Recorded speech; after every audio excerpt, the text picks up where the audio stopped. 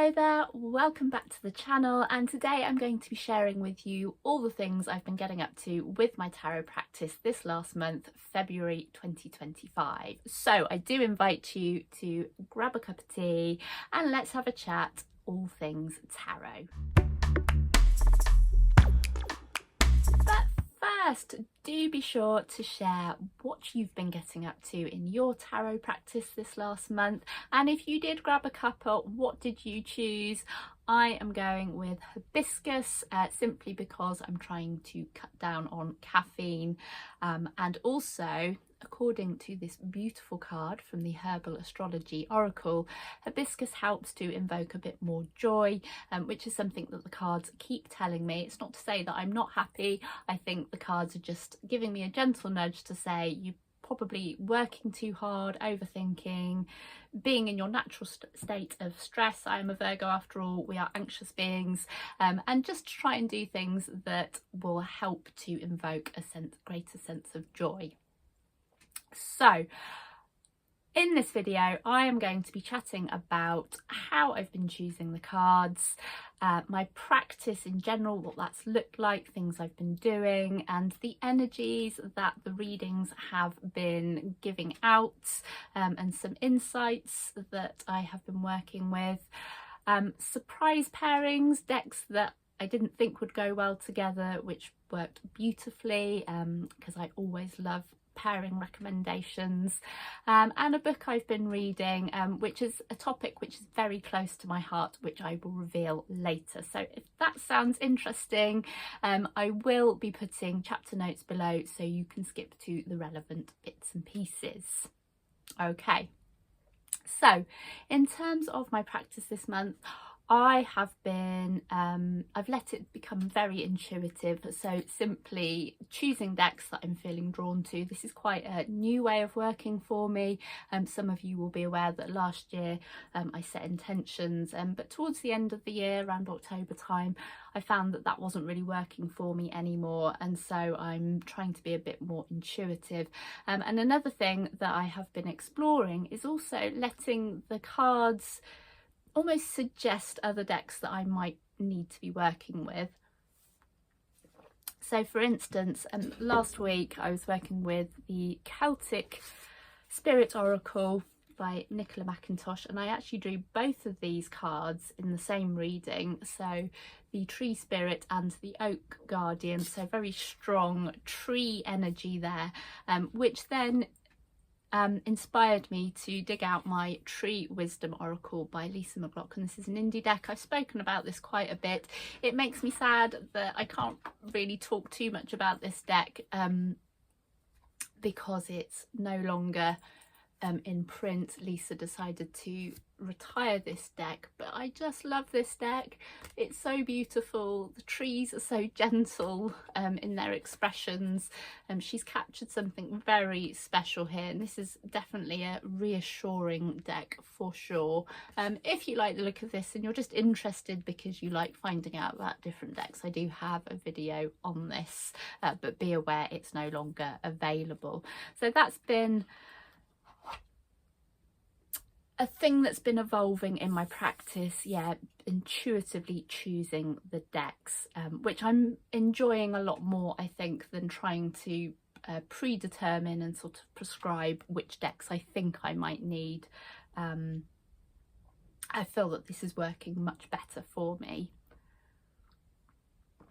Now, in terms of my practice, some of you will be aware that I keep I was keeping quite a detailed tarot journal, kind of documenting the spreads that I do and using different ways to do that, sort of colour coding, whether it's my visual interpretation of the card or whether it's the meaning from the book. I do have a couple of videos on that process if anybody's interested, but this month I haven't felt drawn to doing that. I think because I've had other things going on outside of my tarot world that's kind of taken my attention. It's just felt like it's been another thing to do. So what I've been doing instead is really to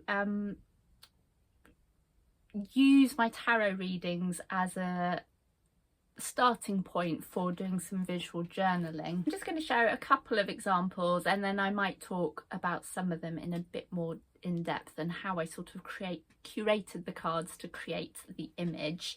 And I'll just talk a little bit about my process. So what I've been doing is really just looking at the cards that I've pulled and then tried to create some kind of narrative and sort of almost cherry picking details that have caught my attention, and then thought about how I can arrange them in a narrative. And this is quite a fascinating way of doing it, because certain symbols or images have cropped up.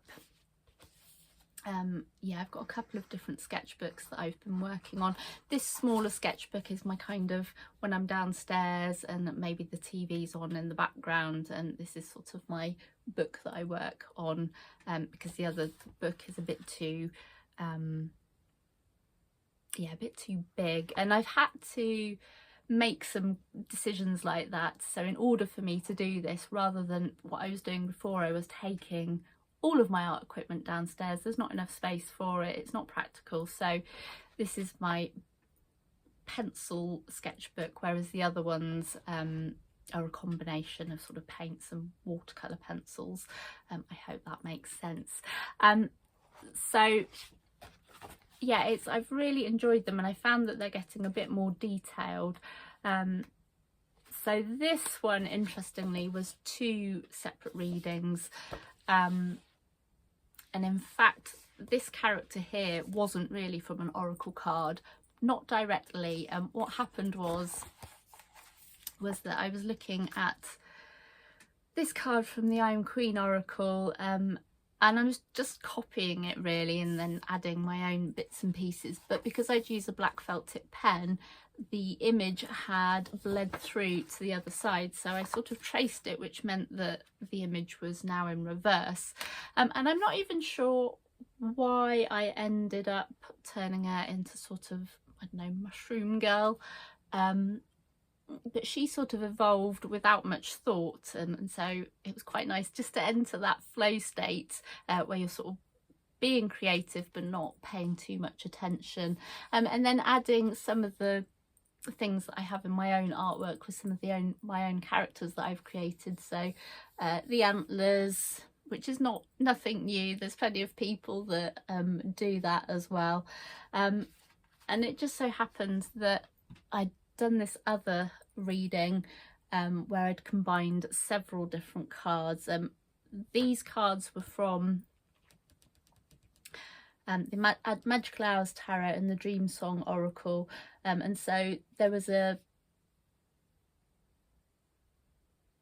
sort of repeated imagery, and then I ended up creating this tree character,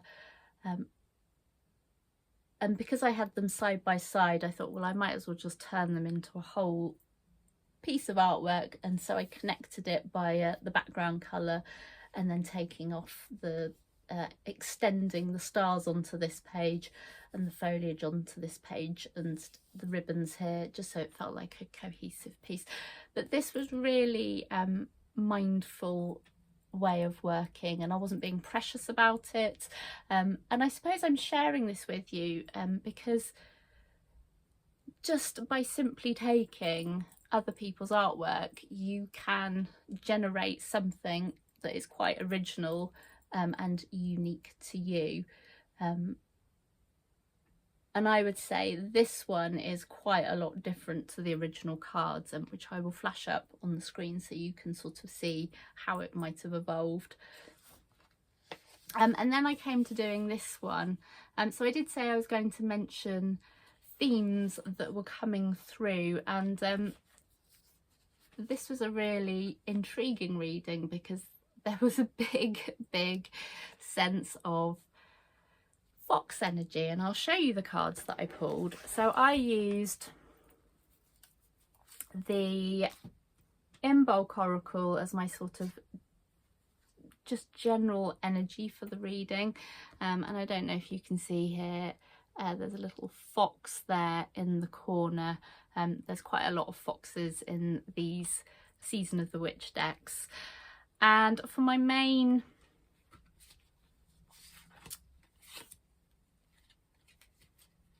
tarot deck, I used the Universal Folk Tarot, and actually these decks look really beautiful together. And so these were the cards that I pulled. Now, not all of these cards ended up in this piece of artwork, and I'll talk about some of the key things in a moment.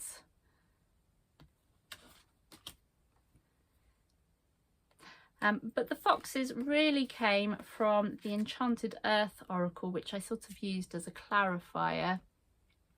So I don't know if you can see there, we have a little fox in the background there. This one definitely very foxy, as was this one. And so a lot of the trees and the background images came from a combination of these cards and the Universal Folk Tarot.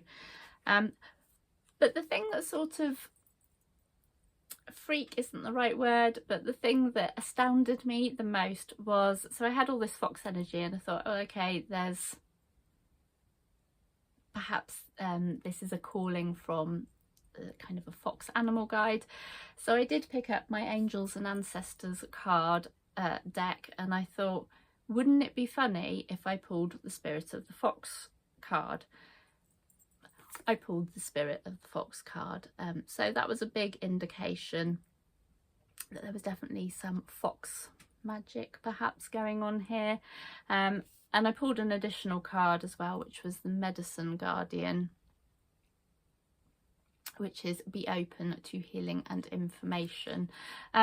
Furthermore to pulling all these fox cards, that same night I heard foxes outside, and so I went to investigate, and there was at least 3 or 4, maybe 5 foxes running around in the road. Luckily I live on quite a quiet road, particularly when it was the time that it was. Yeah, causing absolute carnage. Have no idea what was going on, but there was a lot of running around, chasing, yipping, that kind of thing. So when we talk about sort of synchronicities and the universe lining up, that is for me a clear indication of something is happening behind the scenes there. So I was going to talk a little bit more about this. I don't think I can take complete credit for the imagery on here. The only thing that's probably my own is this fox character here, and she's been with me for quite a long time, and I thought, well, there's so much fox stuff going on, let's bring her back. And then yeah, really just used imagery from the cards. So you'll notice there's some gravestones there, so that came from the In Bulk Oracle card, Coming of Spring, which is this idea of you're still kind of in winter mode, but the light days and the sun is on the horizon. Better times, more positive times, more light is coming your way, but it's just a time to just hold off for a little bit. Don't do any action right now. Just wait for things to open naturally. In the background, you'll notice that there is a hill and a lighthouse. I don't know why, so that seemed really significant to me. So I picked that detail out on here, which ended up kind of central. In fact, I think I sort of drew that first with the lighthouse, and it wasn't until I pulled the Spirit of the Fox card that I thought, actually, yes, that's what's happening. We have the lighthouse here. There's these 2 foxes running up to the lighthouse, and we've got the fox here in the background. It's like guardian fox overseeing the whole landscape, and kind of this fox here is also looking up in the direction. So they're all, I don't know, praying to the big fox god in the sky, if you like. And that fox came from the artwork by Amanda Clark from the Enchanted Earth oracle.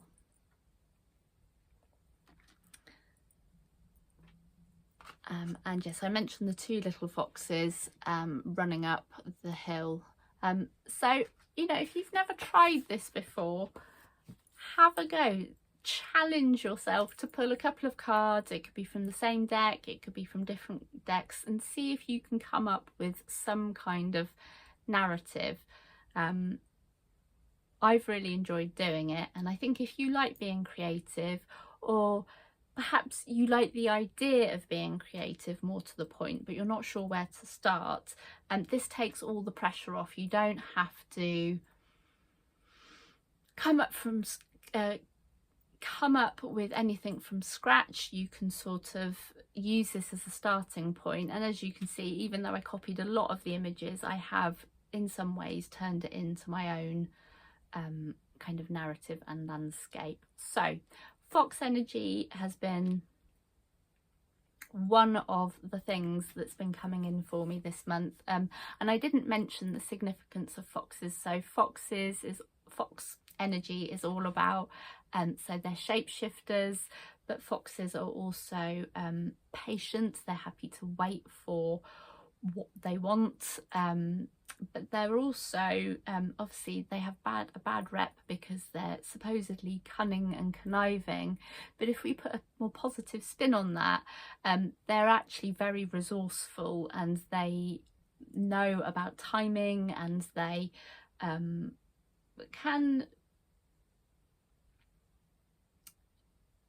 adapt as well to their surroundings. So if you think foxes were very much in the countryside, but now we have urban foxes, and they've learnt to adapt in a new environment. So you can learn a lot about maybe characteristics or traits that you could be inspired by from understanding fox behavior. In addition to fox energy, I have been receiving a lot of cards to do with crone energy. Now, if you'd like to know a little bit more about crone energy, I would highly recommend you check out I Am Rachel Newman. The lovely Rachel over there has been doing a lot of videos about this very topic.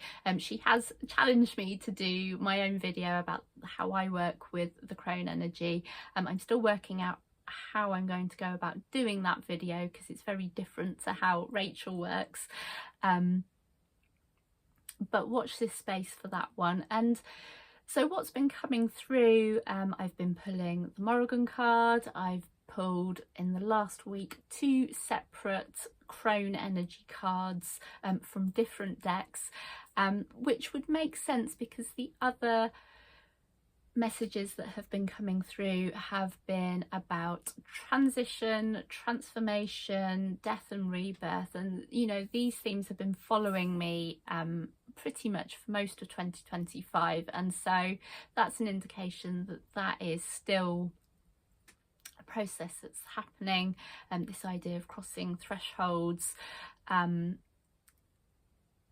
and so obviously I'm not quite there yet. There's still a little bit of work to do, possibly a few more things that just need to be healed, some preconceived ideas about what I have about what this transition might look like, and so the cards are guiding me through that. And so it would make sense really that crone energy and the Morrigan have been coming through for me, because even though the Morrigan has this reputation for very destructive forces, she's also a deity of transformation, and helping you with this idea of death and rebirth as well. And so in my dark moon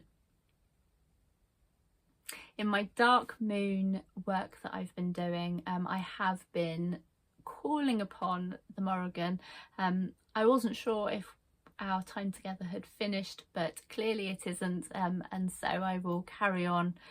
So next dark moon I will be working with her a little bit more. Let's talk about decks that I wasn't expecting to work well together, but really did. And the first up is the Deviant Moon tarot with the Dream Song Oracle, and I think mostly is because they're both slightly surreal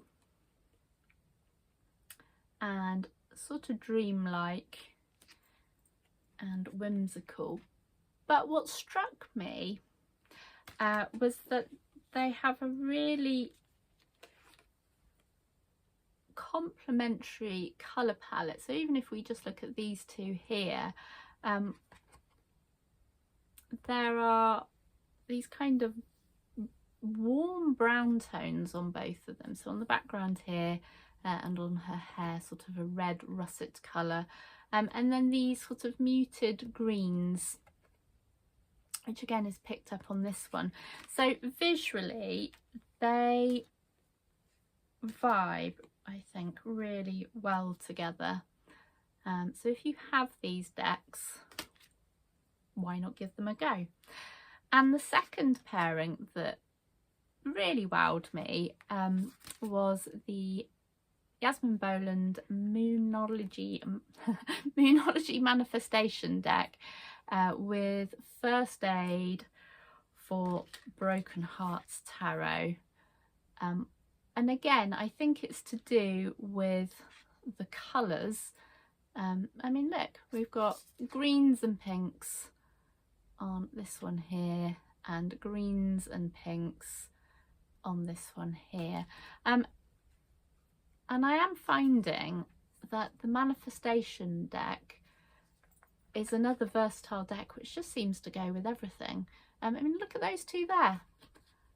How stunning do those colours look together? And we've even got a moon in the background here. So this, for me, was a real visual delight. So yeah, do comment below if you have had any surprise pairings recently. What have you paired together? And why did that pairing surprise you? Okay, so yeah, my tarot practice has been quite simple really this month. A lot of the readings I've been doing have been bigger readings. I have pulled the occasional daily card here. I've been using my Season of the Witch in bulk oracle for that. But I've been tending to do bigger readings, so for forecast for the week ahead or at the various lunar phases, and hence the reason the Moonology Manifestation deck came out. So in terms of tarot, that's pretty much it. This month I have been reading a new book, which is The Orphans of the Carnival by Carol Birch. So you can see I haven't read a great deal of it, probably about a third, but I'm really enjoying it. The topic is right up my street because it follows a bearded lady as she travels out of her life where she was orphaned, and some rich family picked her up where she became a maid, but because of her unusual appearance, she's always felt like a bit of an outcast, quite rightly so.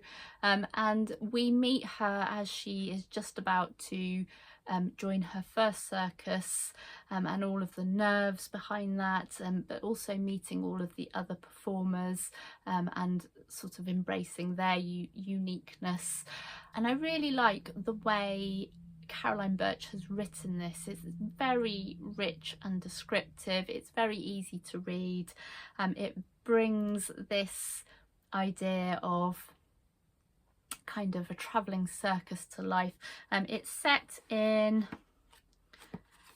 18 something, I think, in America. So yeah, she's travelling around, so lots of kind of discussion of you know, these big flamboyant dresses and being in horse and carts, but there is a little bit more to it than that, because not only have you got her story, you're also introduced to a woman in London in the 80s who has found an artifact that belongs to Julia who is the bearded lady, and at some point it's going to be revealed